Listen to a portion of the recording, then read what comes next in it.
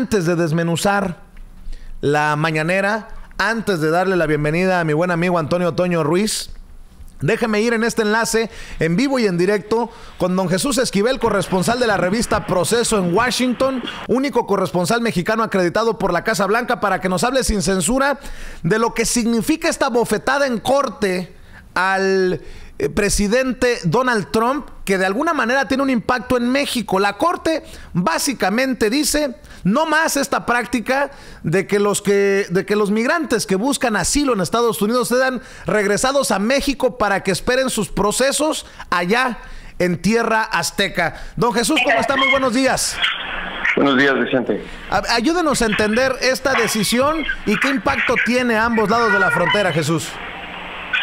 Pues es una decisión que la Corte Federal del Distrito Norte de California establece que que Estados Unidos debe cumplir con sus propias leyes de asilo.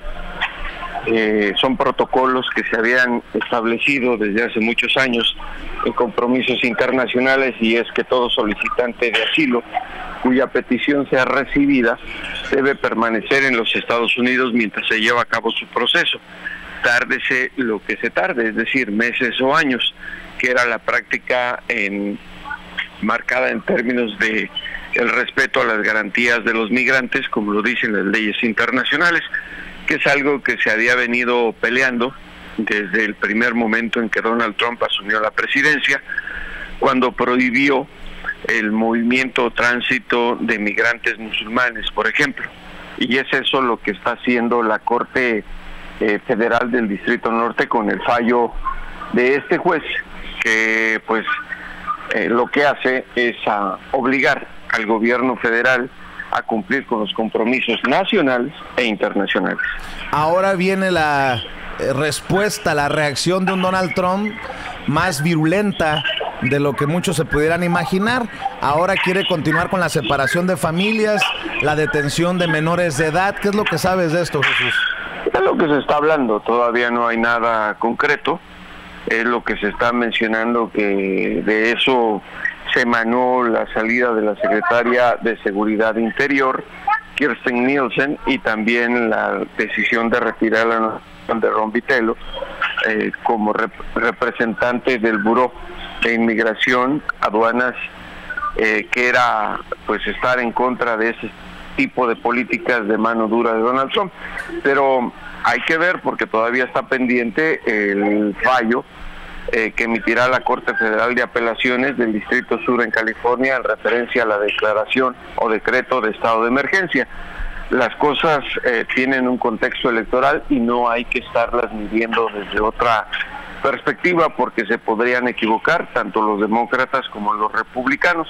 Es por ello que creo la mesura con la cual el juez Seaborg en California analizó la decisión del gobierno federal está muy lejos de ser una acción enfocada con un contexto electoral, la de la Corte, Vicente.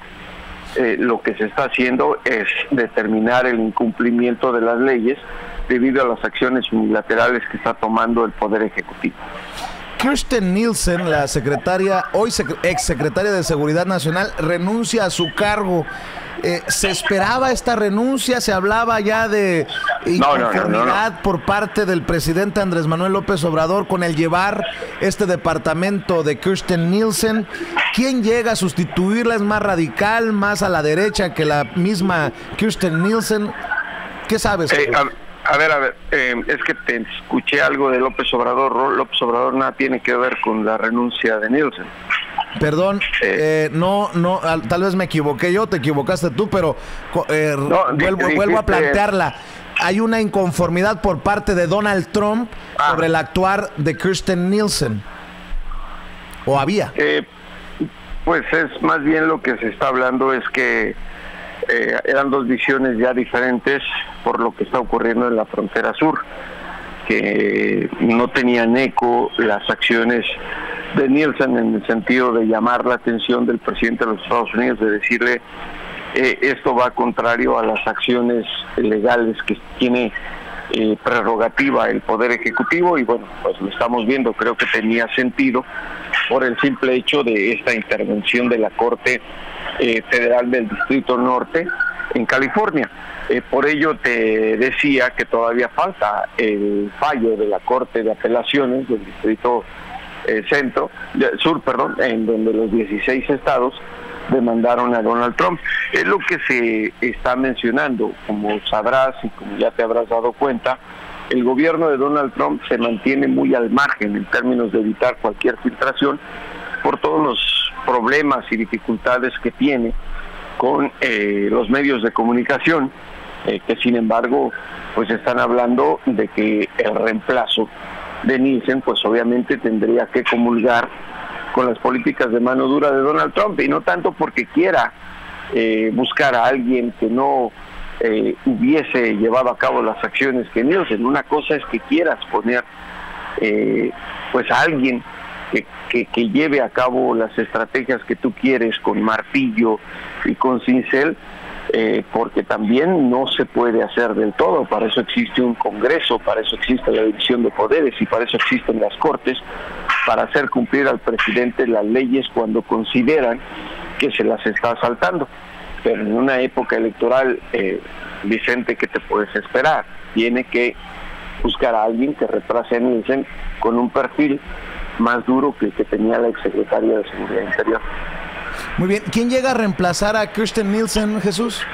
Pues se hablan de muchos nombres, pero yo en estos momentos diría que hay que esperar un poco, porque Donald Trump seguramente va a buscar o va a definir a alguien con un perfil más político, que lo ayude a afianzar su estrategia de campaña.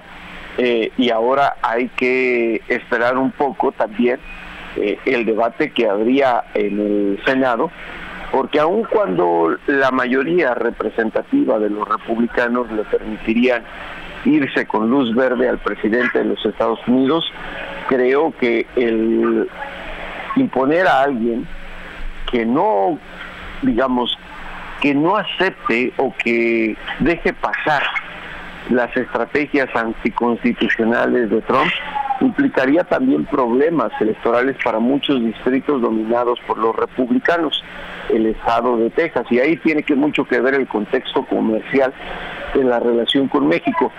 Hay que ser un poco prudentes, y creo que Trump tiene que analizar esas situaciones antes de emitir, digamos, su decisión a quien quisiera mandarle como nominado a la Cámara de Senadores para dirigir un departamento que en estos momentos se puede considerar como una papa caliente en el gabinete de Donald Trump. Por cierto, Jesús, no te habíamos saludado en algunos días, y en estos días que no te habíamos saludado, el presidente Donald Trump echó un par de maromas en reversa en torno a cerrar la frontera.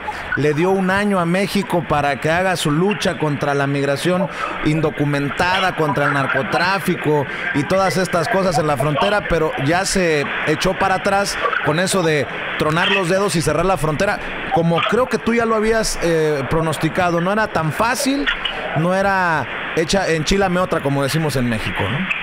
Sí, no es porque yo tenga la razón, es por lógica. La última vez que hablamos te dije no la va a cerrar, está haciendo una especie de embudo, no le conviene. Te mencionaba las consecuencias político-electorales en Texas por los efectos económicos que implicaría.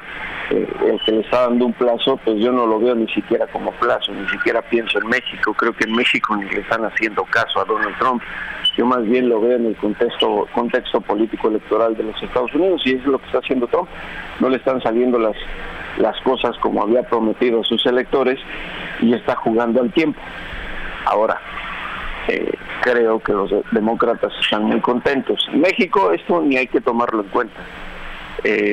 Creo que los demócratas están muy felices porque no le están saliendo las cosas a Trump, y ese es pólvora pura que van a utilizar en plena campaña electoral quien vaya a ser el abanderado del Partido Demócrata. Jesús, si me permites preguntarte de otras cosas, nada más para escuchar tu opinión. ¿Cómo ves a la distancia esta controversia en México por los escoltas a los expresidentes? ¿Se hace bien o no el presidente actual, Andrés Manuel López Obrador, de responderle a Fox por un tuit, de cumplir lo de las escoltas por una carta a Felipe Calderón? ¿Quién es Fox? Pues con eso te respondo. El loquito ese que anda escribiendo tweets pues, seguido contra López Obrador. Vicente, con eso te respondo. ¿Y de Calderón? No sé quién sea. Con eso te respondo. Tú siempre tan elocuente. Mi querido Jesús Esquivel, te mando un abrazo. Gracias por tu tiempo. Buenos días. Jesús Esquivel, corresponsal de la revista Proceso en Washington, el único, debí de haber dicho, el único corresponsal mexicano acreditado por la Casa Blanca, hablando con nosotros sin censura de estos temas, los temas más importantes a ambos lados de la frontera.